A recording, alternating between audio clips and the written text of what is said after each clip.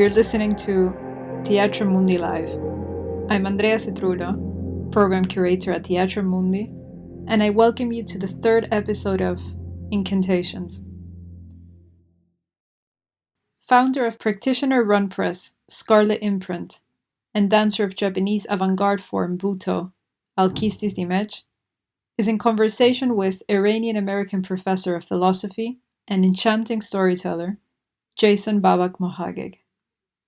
We discuss Butoh and mystical practices as ways of claiming spaces for spirituality that are being effaced from our cities of surveillance.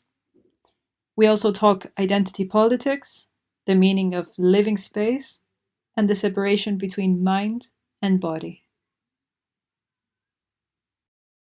I'm joined by American-Iranian writer and philosophy professor Jason Bahbak Mohaghegh, whose latest book, Omnicide 2, is coming out later this year, I believe in October. And Alkistis Dimech, founder of the publishing house Scarlet Imprint, as well as dancer specializing in the Japanese dance form Butoh. Welcome, Alkistis and Jason.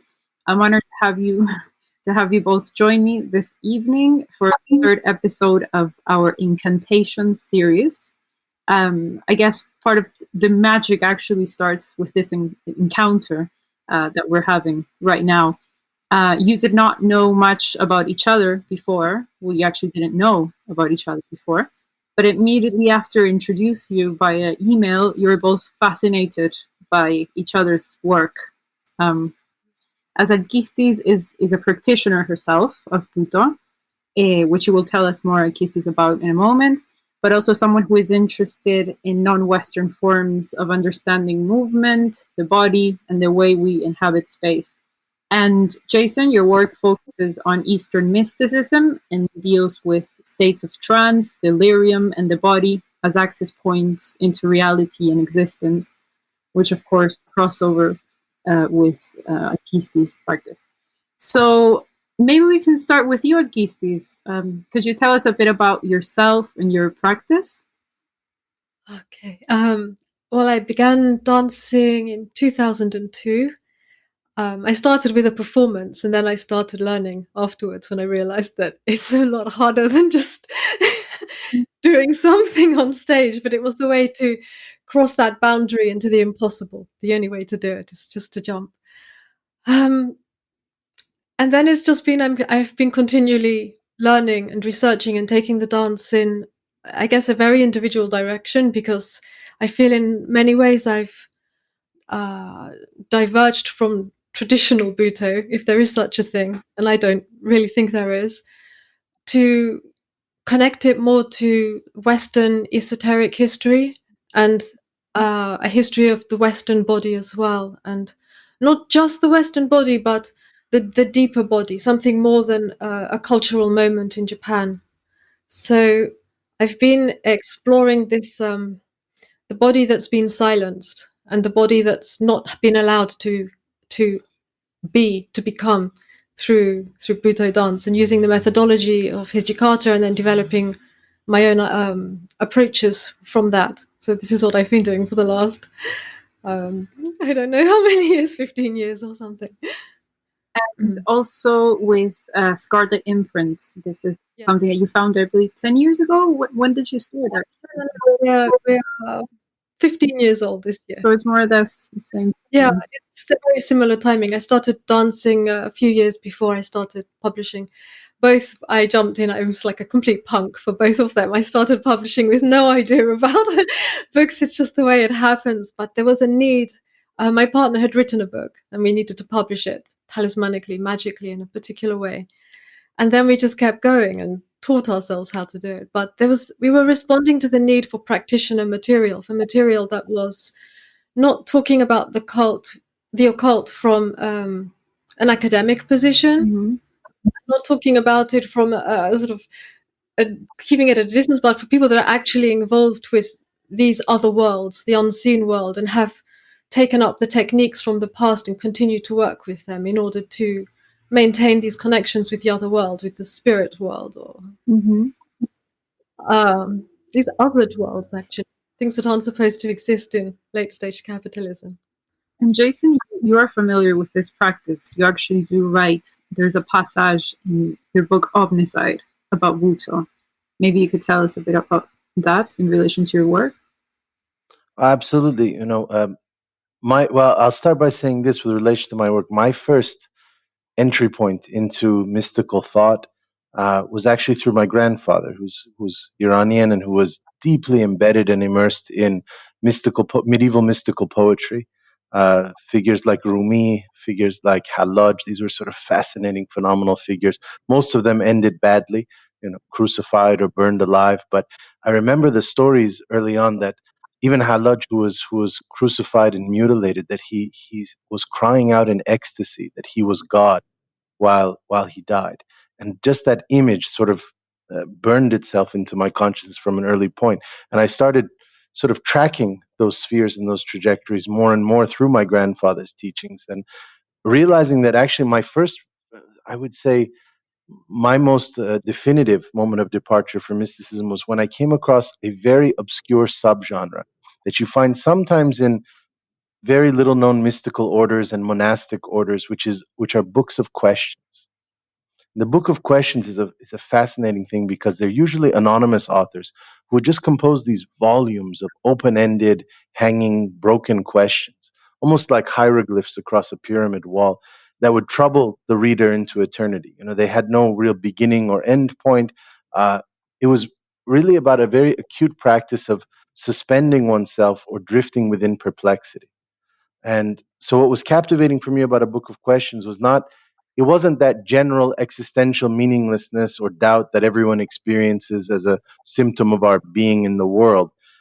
This was an actual masterful, elegant practice of entering delirium, uh, a looking glass into a perception of the world as riddle or puzzle or rumor or code or cipher, um, which is why I always find it problematic to some extent, not to go negative early on here, but I always found it a foreign appropriation when in the West, oftentimes mysticism is littered with all kinds of claims to transcendence or universality, in all kinds of abstract ways.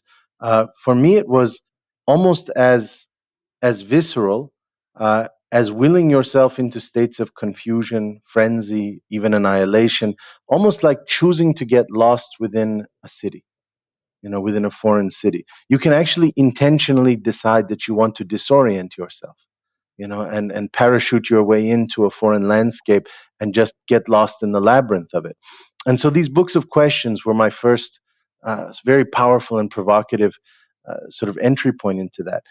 But then, yes, Butoh also was phenomenal instances. I was telling Alkistis earlier, the Dance of the Dark, which what I particularly loved about it and found so inventive, first of all, that a lot of people think that it's some ancient, and that's kind of an imperialistic Western kind of assumption of it all must be ancient. They don't know that it's a 20th century avant-garde um, movement, but it's something that I'd never seen before in terms of almost primordialist avant-garde. And Alkistis can speak to this better than myself, but obviously, even though there's not always a direct referentiality to this, it occurs in the aftermath of the catastrophic experience of the nuclear bomb. And so you have this sort of coating in this materiality of ash and debris, and then almost this, but it goes against all psychoanalytic ideas of trauma, because instead of repressing it, you enter the whirlwind of the violence of the occasion, and it is so ferocious that it resets you to the 0 degree of being itself. So that's why it's this horrific kind of rebirth. Alkistis can mention this because she performs it. um, where they're often staring at their own limbs in disbelief, as if they're emerging from the ooze, sort of for the first time. There's awkwardness, there's lurching, there's all kinds of very, very difficult. And again, I guess I can speak to this better. The muscularity of it, the control, the precision, but of the way they stumble, the way they tremble, things that are not about sort of dance as beautiful in the conventional sense, um, but that goes right back to the heart of the problem of our inception in the world. It's a phenomenal gesture at all levels. But what I love most is that mysticism often gets relegated to the category of belief, and that's where it gets confused with theology Mm. or even philosophy. A lot of philosophy, the tradition is about believing and truth seeking and all that. And for me, the Sufi mystics who I was first introduced to, the medieval, Persian dervishes and Arab dervishes, uh, what they taught was a very, very disturbing but beautifully unbinding lesson, which is there is only one world. There is no transcendent world. There's no sort of eternal world that we need to go and chase after. But the world we are in, which is the only world, is unreal. It's an illusion. And so we're in a kind of waking dream. We're in a hallucination with, or we're in a dream with no waking. We're in a hallucination with no recourse to sanity or return. We're just in this thing. I think Nietzsche has a beautiful line. Now, what is it? Now light, now smoke, all a game. And that's a perfect kind of summation too of the mystical thought that I first initiated myself in. I agree about the transcendental, that there's this so much of the philosophical or the theological gets caught up in a transcendental idea of God or the divine. And what I found in Butoh was that with dance, is that you feel this in your flesh, and the flesh becomes light and becomes colored. And it was actually in search of our toe that I discovered Butoh, as we were talking about before. And I read his works initially. I started reading them at 15, like way too young to read this kind of thing. But I was quite. I was already like very deeply depressed and strange. And so when I read Artaud, it was the shock of the same. I felt like here is someone who is describing the flesh that I feel. I responded to what Artaud was talking about when he like describes an end to works of art, and that it's not art but like life that is important, and the theater is where life happens and where you create this space very intense where change happens to the person who is performing but also to the people who witness that performance. And I found only with Butoh that I could experience something like what he described. So I found it always displaced me out of my body. It put me in a state of removal from myself. So through dance, I found a way to work with those forces. There's a way to actually inhabit this mystical world through the flesh, through the body, and through performance that the methodology of Butoh allows you a way to do. And the space of Butoh, which, as we were saying, isn't quite the traditional performance space, but it's not a religious space, and it's not a gallery space. It's something else. There's something different about the space that the Butoh performance takes place in usually. The best practitioners, they completely evade the mind body problematic that has haunted not just philosophy but human Yeah. psychology since the beginning. That we can think things that we wouldn't enact because we're too ashamed or we're too guilty. So they're not in any synchronicity. What's great about a kind of schizophrenic imagination of someone like Artaud is whatever he feels, he says, and he's doing simultaneously. There's a complete operational consistency in him, and he often talks about mind, but what he means by mind is flesh, Yes. in a certain way, and a nerve jolts. And so I started looking into this and seeing like sort of the way in which Artaud, almost like a Buddhist monk or a Sufi dervish, could persuade himself towards certain ideas. He could tell himself stories, and through these over narrations and repetitions, just like a ritual, he could convince himself of the most magnificent, bizarre sort of possibilities. Things like once accusing Lewis Carroll of time traveling to plagiarize Alice in Wonderland from him. That's That's a phenomenal amazing. occasion, you know. And so I thought of this, and I said, okay, how does one quite practically? For instance, you're walking on some metropolitan street at night, and you decide on some arbitrary numerology. And just a little trick for anyone listening: rituals are fascinating paradoxes because they are about militant arbitrariness. And what I mean by that is, it doesn't really matter if you choose 7 times or 17 times to do something. It just matters that you make that choice and then you you sort of replicate the gesture over and over again. The actual content of it can be much more versatile and flexible than people know, which is why there are moments and traditions throughout history where, for instance, in the Islamic tradition, certain groups don't pray 5 times a day; they pray 3 times a day. How do you actually persuade yourself into those things? So I started looking into something that was intriguing. Psychoanalysis, Freud in particular, had a really deep, sensitive spot that he tried to avoid like the plague, and that was psychosomatic power. That's what mystics have been doing for millennia. You know? Yes. That, anyway, please go ahead. It's interesting to me this connection again between performance, the performativity of the hysterics who did this for the audiences, but that it's so close to mysticism as well, and even demonic possessions. And I've always been intrigued by this sort of the pathology of it. That was it Klosowski? He said the uh, every theophany is a pathophany, and that it is something that is felt. And I think this is where I find the possibilities in performance and in dance are that you can explore these things, and particularly with Butoh, which doesn't have the sort of canon aesthetic or technical that other dance styles have, you can explore and control these realms in a way that doesn't fit into like a religious orthodoxy or into a medical orthodoxy. Not that Charcot was orthodox or No, no, Freud.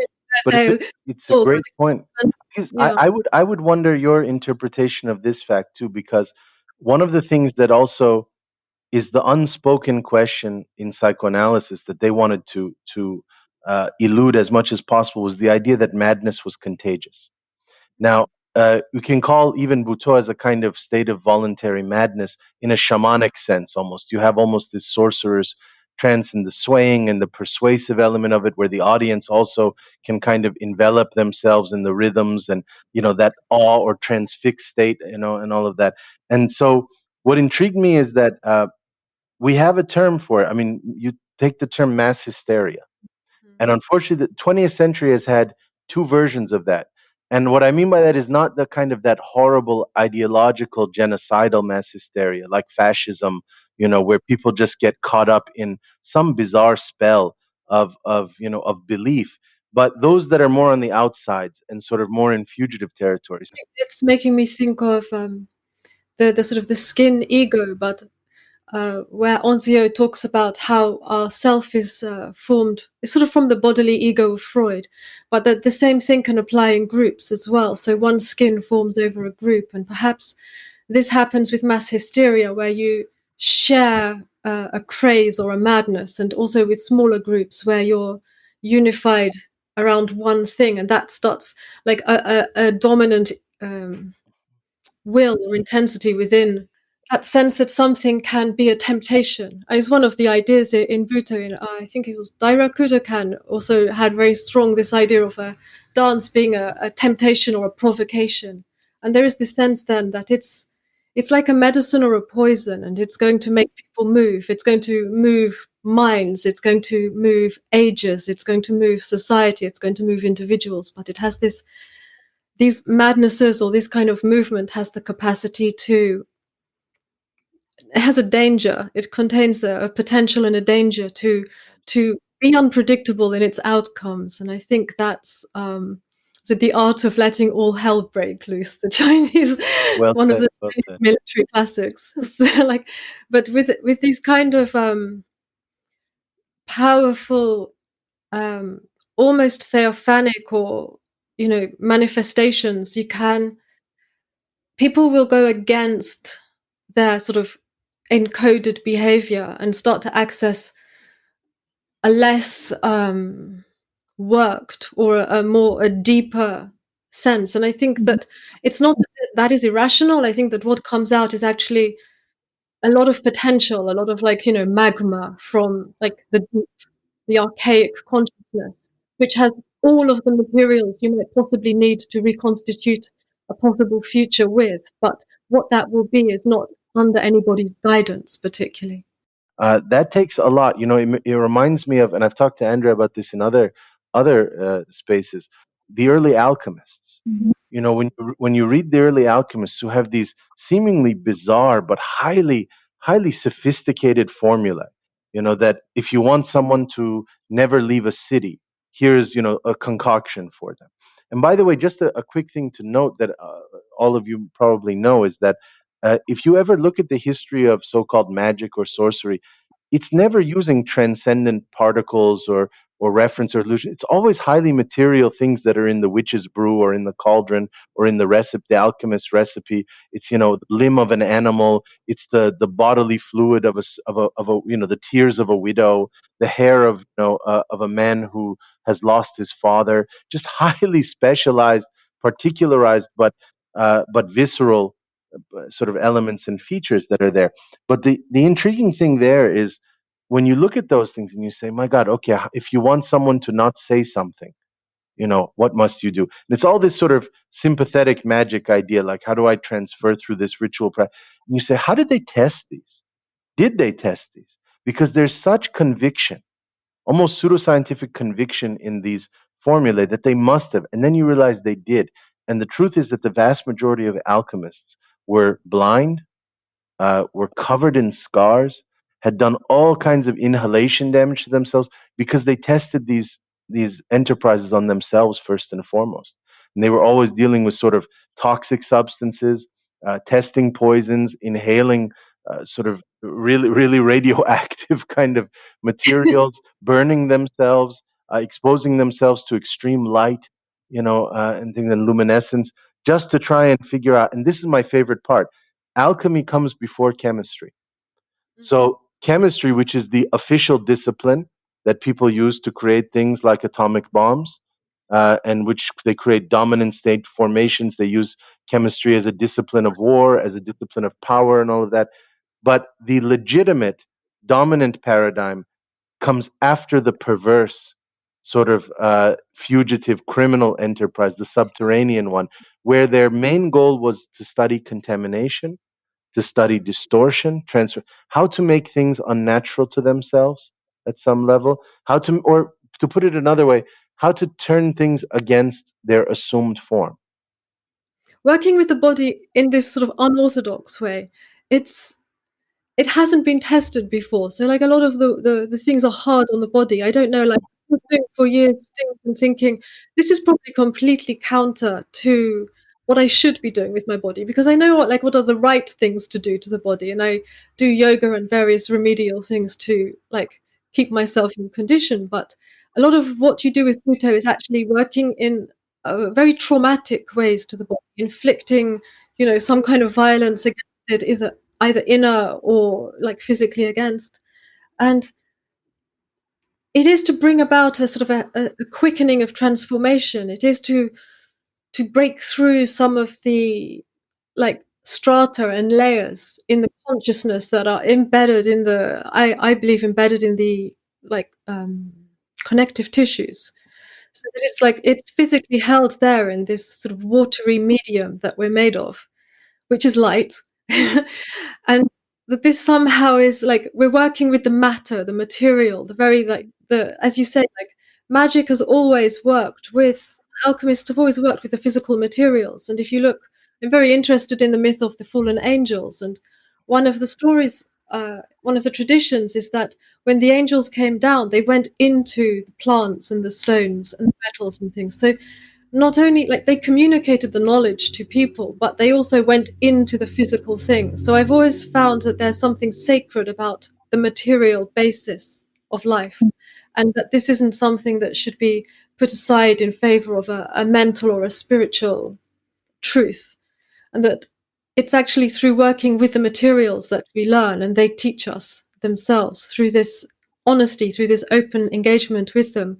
So my work with the body has been alchemical in this sense, in that I've wanted to work with my material very, very directly and in ways which are unorthodox and which don't fit other like prescribed dance or martial or fitness. One can work on it oneself, like I do in a way which is outside of tradition. I would say it was outside of tradition, and maybe that ties it with it's the potential to go back to something that we didn't keep working. So we've worked other traditions, but we haven't maintained our connection to the living world through our bodies in quite the same way. We've actually shielded ourselves from nature, from the environment. And I think that's shielded people from their internal environment as well. So that there are inner times and inner worlds which relate very, very like in a continuum with the outer, Hmm. but that both somehow we're severed from simply because of the way we've been forced to use our bodies. Hmm. Absolutely. I would add one other thing too, which is that in the history of philosophy, philosophers have dealt very explicitly with ideas and with emotions sometimes. But what they have been terrified of, for the most part, is the more dangerous equation, which is that of mood. And for me, what we're talking about to a great extent, mysticism is a philosophy and also a performativity of moods. And if anybody, when we talked about when you mentioned the environment just now, uh, a very practical, empirical exercise that I would recommend to anyone, as someone who's from the Middle East, go sleep in the desert at night, or in the jungle, or in the forest, or on the ocean. It can be terrifying. The natural is very unnatural to us. And it reminds us that, outside of this kind of pseudo moral, ecological lullaby we tell ourselves about the world and being unified with it, there was a world without us for a long time. There will be a world without us again for a long time. And that often there are spaces, the most natural spaces like the desert. Every Bedouin, every nomad can tell you this. Every great tribal poet I've read of the Middle East. The desert does not want us. It is an inhospitable, borderline impossible environment for the human. The scorching heat, the lack of water, the air levels, the sands, nothing grows for the most part. The wasteland, other creatures can live there, scorpions, cacti, all kinds of things. It's not a space of death, for instance, but it's not about us. And so when you enter the desert, there's no immediate relationality necessarily. Nothing is owed. There's no kind of pre-existing, sort of bond or anything like that. And it makes me think so this is a mood, then that's what's creepy about the jungle or at night as well. If you read figures like Kafka, what is the Kafkaesque other than the creation of an atmosphere of an eerie mood? It's as if you project the atmosphere Hmm. from you. It's so tied to the sort of the invisible techniques of Butoh, the sort of the visualization or the inner techniques that you work with. So you have like an inner choreography, and you summon those forces and those atmospheres into your inner world, and then through your body expressing this, you're hoping to like expand it from your body into the space that is encompassing the audience as well, and the sort of the ritual that's taking place. So it is very much a work of atmospheres like that, I think, very strongly. You find one of those entrances into the trance state too, through this sudden awareness of not being who you think you are, Hmm. that it's just a construction that you've got very used to and comfortable with to get you through the most familiar of situations that you might live. And I think having a practice, a mystical practice, or the practice I do, puts you deliberately in the situations where you recognize that you're not that person at all, that you're a stranger and that you are strange. So then I would totally agree with that. And what I would say also is that this is what frustrates me sometimes about the kind of new age mysticism that has emerged in, nice suburban kind of western sort of realities, where someone, first of all, I always thought it hilarious that someone will go, for instance, once a week to their yoga class and align themselves with the universe, for that hour. It's and then go back to their, their consumer sort of existence. The mystics I met, it was either you're doing it perpetually or you're not in the game, kind of, at some levels. That doesn't mean you have to go on some mountain and become an ascetic. It just means that it's a mode of perception. Things move differently if you're trying for that all the time. But here's an interesting point, which is that I would actually advise everyone, just to shock them, that as much as even we talked about Freud earlier, in psychology, tried to suppress these mystical possibilities in a metallic age of modernity and all of that. Go and Google Freud's office, but particularly his analyzing room, And you will see it is not like the contemporary insane asylum with white walls and no objects to create a docile, submissive subject. You have lavish oriental rugs. You have all kinds of bizarre, surrealistic diagrams on the wall. You have ancient occult sculptures. Freud was a collector of Sphinx statues. You Sounds know, very magical. it is. It's a completely magical zone. The problem is that he thinks that he is extracting archetypal universal truths that are kind of your inner child sort of thing that go, way back. And for me, mysticism was always about the outer. It's about being introduced to strange possibilities that don't pre-exist, that are not embedded in some unconscious repressed place, but are part of the labyrinth's next turn. And so you're inhaling different airs, not things that you've never been introduced to before. That's my own Yes. my own reading of it. This openness is really what interests me, because if it's just looking back, I think the reason that one does an archaeology, like an archaeology of the flesh, is in order to create new possibilities in the future. It's like whenever they dig up something remarkable, and like, these things, some things have only been found in the last like few decades, it changes everything and it changes the future as well. So I think one of the ways I understand this going into the depths of the body, into this root soil, is in order to bring out the materials that will affect and change the future. Because I think that those behaviors, those memories, which atavistically go all the way back to sort of like the very first cell that you could emerge from. I think this is a way of turning towards the future with not just in a passive way, but in a way in which you are bringing not just a vision, but you're disturbing the atmosphere around you. I am very interested in contagion. I'm very interested in.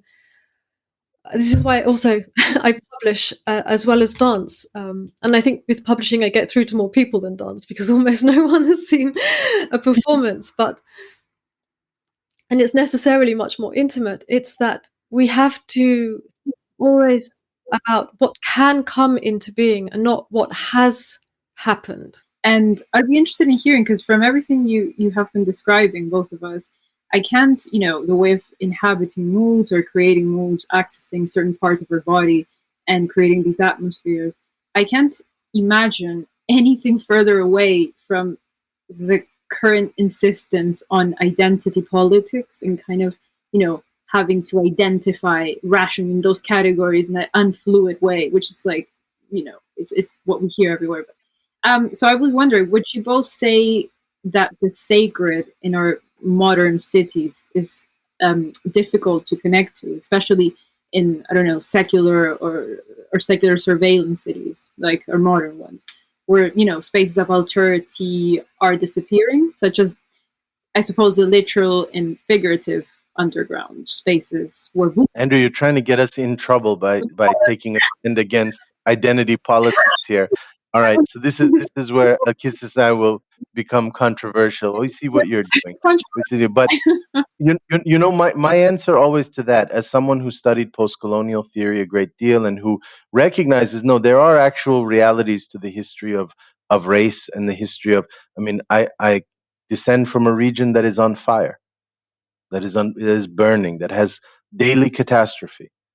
From Yemen to Palestine to, and I dwell with their poets, to Afghanistan to Iraq to Syria to Iran. I mean, it's bloodbaths. It's horrific things. When you read their poets, you bleed with them, and you can't deny that these histories, which are completely artificial, histories of East and West, histories of self and other, histories of black and white. They are completely uh, perversely artificial and fictive, and yet they manifest in very concrete ways as war machines, as all forms of destruction. Um, that being said, I would actually tell our listeners who don't necessarily go into non-Western quarters very much. I would tell you that if you read the most iconic, the most singular, the most wondrous uh, Iraqi poets, Afghan, they are not into the identitarian discourses, because and I've said this in other places, for an Iraqi poet to compose a poem, a social realist poem like "My sister was shot. She was shot 3 times. She's dead in the street." That would be considered absolutely obscene to an everyday Iraqi citizen who has 17 of their own dead. That doesn't illuminate anything to them. It teaches them nothing. It's only profound and shocking to a Western audience that is insulated in their luxurious place of moral sympathy and, oh, how terrible that is, so that they can then go back to the global world order that causes it, with some sense of compensation. Um, but the reality is, the best writers they are apocalyptic, they're epic, they're transfigurative, they're strange, they're maniacal. Go read anyone, Hassan Blasim, the great Iraqi short story writer, macabre, surrealistic, and he's deep in the heart of war, a place that has been at war for 30 years. But he doesn't mention the war, really. He mentions the debris, he mentions as a kind of backdrop, the stones, the metal, the sound of piercing air sirens, but he doesn't make it the forefront. The reality is, we are all composed of identities that have been forged for us and conditioned upon us, and they are relevant. 99% of the day, I am enslaved to those discourses. I have to perform them. That is my persona in the social reality. But those are the least interesting dimensions of it. I'm intrigued in the 1% that can escape them. Give me that 1 hour of the day when no one is looking, where I can say things that have nothing to do with those pasts or histories. And for those that deny that's possible, who say, no, everything is so causal or deterministic that you can't escape your historical identity formations, well, then we may as well do mass suicide, because then life is a totalitarian prison, in which we are just completely locked in these cycles of infinite reproducibility. You have to allow me the idea that for one moment of the day at least, I can carve for myself some stronghold in some abyss, in some outworld, where I can speak in a way that had no right to be, where I can think a thought that doesn't come from my father or my culture or my trauma or my nation. Well, I see with the identity politics taking place now, and it's really being pushed very strongly through social media and through this urbanized inner space. I think social media is like a sort of the city within the city which is full of toxic fumes and pollution. It's not a good space. It's not like a wondrous city like Babylon, ancient Babylon. It's the dark interior that we've made for ourselves, and it's driven by social media. And I think it has two aims, and it seems to be the thing that is holding people together now is this conflict and conformity. All I see that the identity politics does is create conflict and conformity. So it creates a very, very narrow band of behavior and even physical appearance. Every aspect of your being, your actions, your thoughts is policed into a very small band of acceptable behaviors. And it also creates conflict, as if people are too close together, or the only way to differentiate is to um, be aggressive, and it dehumanizes people at the same time. So it does everything which art should go against. And I think the city had this great potential to be a place. I mean, I spent a lot of time in London. I was a student there, and then I danced and worked there for a while. So I was there for about 10 years. And it was kind of wonderful discovering this other side to the city, because I was very, very poor. So we were just like living on nothing. Sometimes I would use my last money to buy a book and then like live on coffee for the rest of the day, and just sort of that. But there was a sort of freedom to that. I could wander. I had nothing. I wasn't, because I had nothing, I was free. And that city doesn't seem to exist anymore. It's harder to be in London. It's harder to find those spaces where you can just exist with no money and do pursue your crazy course, your individual course. Because I did watch one of your talks where you say that space is a living thing. So I was actually interested in that aspect of how we navigate, space without closing. Yes, I think this is kind of back to the atmospheres, that in the way that we're a living thing because we have breath, we breathe, and space has air and atmospheres and winds and breezes that move through it and energize it too. And so space is an active, moving thing as much as we are. Everything is in motion. We're on the side of life, and I think I've become very interested in sort of the future of the body. So my work is very much concerned with the future of the physical body, and that's a body which is always in space. It's always in a particular environment. I mean, it's literally where you are, where you're standing, the earth you stand on. And everything around you is part of you too. It's part of your inner world and part of your dream world as well. Everything you've moved through, every history is folded into you. And space is like that too. Space contains ghosts, and space is haunted, and space also has like dreams of the future. And I think as long as there are physical spaces where people gather in and share space and are in contact with each other, there is hope. Absolutely. Andrew, do you know about this new sort of meme circulating in the public space called back rooms? Have you seen this thing? About it. So since you have an architecture audience to some extent, I'm sure some of them know about this, but there's this sudden, almost spontaneous, abrupt, bizarre fascination with taking photographs of abandoned hallways, of just banal buildings and things like that, back rooms, literally, or stairwells and things like that, that give off this kind of almost slightly disturbing because they're desolate, places. And for me, that tells us that people are hungry and thirsty still for a trap door, for an escape, from the real. Even if it's right in the heart of the most prosaic, metallic, like a back room of a warehouse. But nevertheless, they're looking for a different modality of experience that is not part of the known, imprinted thing that they're doing all the time. But to that, I would say then we have to be. What's wonderful is that even as the cities become more and more under the wrath of surveillance, as you properly described, still we can carve out secret spaces. But it takes a very concerted will to do that. They're not sort of just randomly occurring. One has to actually build these shadow sites, and with the realization that it's not secret in the literal sense. A good friend of mine, who Andrea Dejan Lukic, a wonderful thinker, he once said to me that the perfect secret is the one that, even when revealed, remains a secret. And I think that's what Butoh is too. It's manifest, it's flagrant, it's irradiated right before your eyes, and you still have no clue what you are watching half the time. That is the perfect secret. That you can give it universally, and still they don't know what to do with it. We have to, I think, strive more and more to create those kinds of spaces of secrecy, those architectures of secrecy.